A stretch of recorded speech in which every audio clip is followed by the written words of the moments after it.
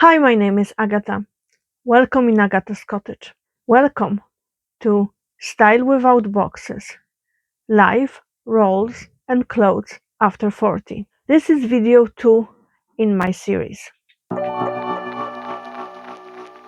To quickly recap the last video, I left with the feeling of being on a crossroad, what I want to do about my style, how I want to proceed further so I will feel myself in my clothing.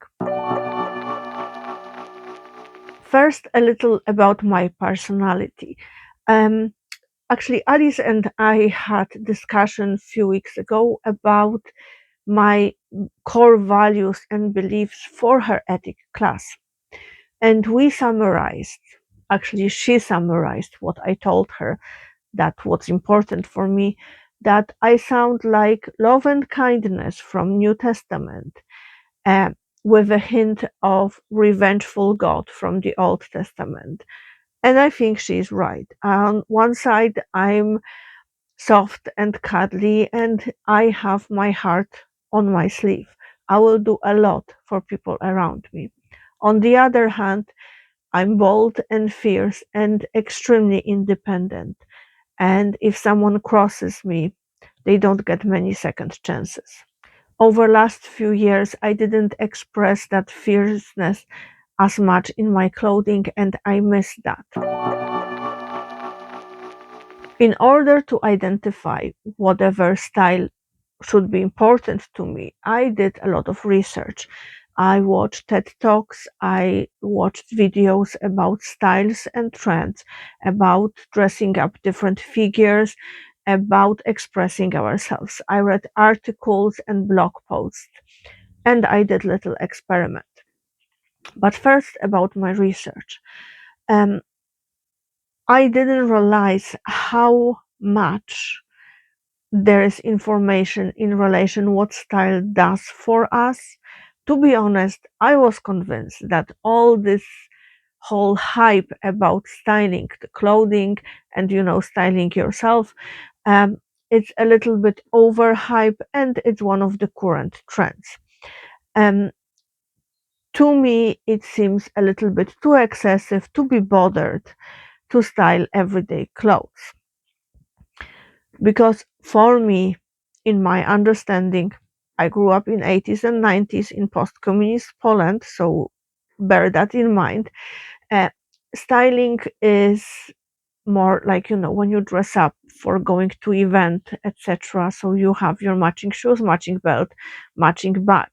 Your jewelry always match, and your lipstick matches your nail polish, things like that. Over the years, I did broke some of the rules, not always on purpose, most likely from not paying too much attention to the details because they weren't important to me. And when I was researching the style, what it does for us, how it makes us feel, I realized that every time we put clothes on, we make a statement with what we are wearing. We are making statement to the world, but also to ourselves. The clothes we wear, they affect our mood, our productivity, they affect how we feel about ourselves. I realized that in last few years we got stuck in post-epidemic limbo. Basically, we throw on whatever clothes we have. I'm not saying all, but a lot of people, myself included, we will put on whatever clothes are handy and we will just go on with our day and running errands and do stuff. And in back of our head there is kind of quiet voice, let's hope no one sees us like that if we are not happy with our outfit. And to be honest, I didn't realize that I have the same feeling until I actually listened to various TED Talks. I didn't realize that I wasn't feeling great about myself, not because of my size, but because of how my clothes were random. And I'm not saying it happened with every single outfit, because from time to time I do put a bit of effort. I try to look put together, more put together. But a lot of my wardrobe is extremely random and things don't go well with other things. Or I'm missing shoes that will look polished together with the whole outfit. The clothes we wear tell the world how we want to be seen. Everyone has a style, but not everyone is expressing it. Style is how we introduce ourselves to the world without a single word. When I heard that statement from one of the TED Talk speakers, it awoken something in me. It made me realize that I was telling everyone around me that I give up and I do not care about myself, and I wasn't showing respect to myself and to others by the way I dressed. And I'm not saying that every outfit was bad because I do have my moments, but most of the time I would just put random trousers, top that remotely goes with whatever I'm wearing. I would grab either trainers or loafers, not even caring whether they go with the outfit or not, grab a bag and I will be out of the door. In 9 out of 10 situations, I wouldn't style my hair and I would definitely not wear makeup. However, after hearing that statement, I decided that I need to do a little experiment and see how me putting a bit of effort changes the way how I see myself and how others see me. My little experiment involved dressing in 3 different styles, or more like for 3 different people. One, I didn't dress up whatsoever. I would wear joggers and t-shirt or just random jumper and or leggings and tunic, no makeup, no styling, random shoes, random bag. Style number two or person number two, it would be office Agata. So it would be pencil skirt or suit trousers, shirt and a blazer or shirt dress. And then loafers or low heel matching bag or bag that matches the outfit, a little bit of jewelry, very natural makeup, blow dry hair. And the third person that felt most like me, I would wear a little bit more bold combinations, unusual combinations, like wide leg trousers, t-shirt, and hoodie, or wide leg trousers, hoodie, and a blazer, or for example, cargo pants and white shirt and a corset on top of the white shirt. I don't have pictures of those outfits, none of those outfits, because it didn't occur to me that I actually would be doing a series. I wanted to do it for my personal view, but after discussing my findings with a couple of friends, I decided that I do need to document my journey. But I will try to recreate those outfits soon enough. With the more bold outfits, I would wear more jewelry. So I would put earrings and a bracelet and a necklace. I wouldn't wear any jewelry with my very random clothing. I would wear very muted jewelry with my office type clothing, but I did wanted to experiment a little bit more. I would wear eyeliner and bolder lipstick. Sometimes I will curl my hair. And I discover few things. You know the saying, do not judge book by its cover? It does not apply to humans. We are biased to pay more attention to people that put a little bit more effort into their clothing, into their appearance. and I'm not saying fancy brands or designer clothing. I mean clothes that are looking like they are properly put together, the outfits that um, go well together. They don't need to be matchy matchy. That things that just look well. However, I'm not sure it's because of our bias towards people that are look put together, that they obviously have everything figured out, they're great. I think it's more to do with how being put together makes us feel, the confidence it gives, the joy, kind of like lightness in the feet. However, I'm not sure it's because of our bias towards people that are look put together, that they obviously have everything figured out, they're great. I think it's more to do with how being put together makes us feel, the confidence it gives, the joy, kind of like lightness in the feet. Basically, the right outfit can rewrite our day. And what are results of my experiment?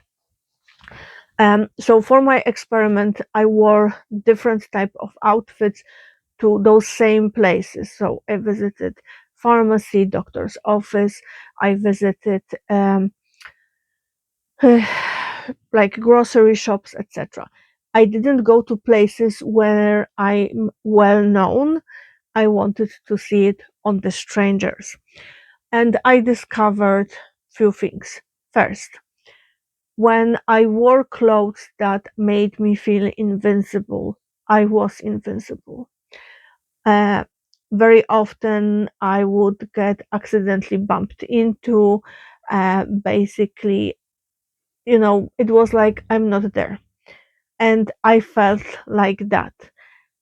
I didn't look people in the eye, although I'm usually a very open person. Um, but I just felt it's not me. When I wore office style clothing, I would be shown with a lot of respect, almost like I'm kind of authority in some kind of matter. I would have polite conversations with people, like, standard small talk, chit chat, but nothing extremely interesting. However, I would see the respect people are showing me. I would be called mom or miss. I wouldn't be called you, which is very unusual in Ireland because everyone calls everyone by their name, or basically very like casual.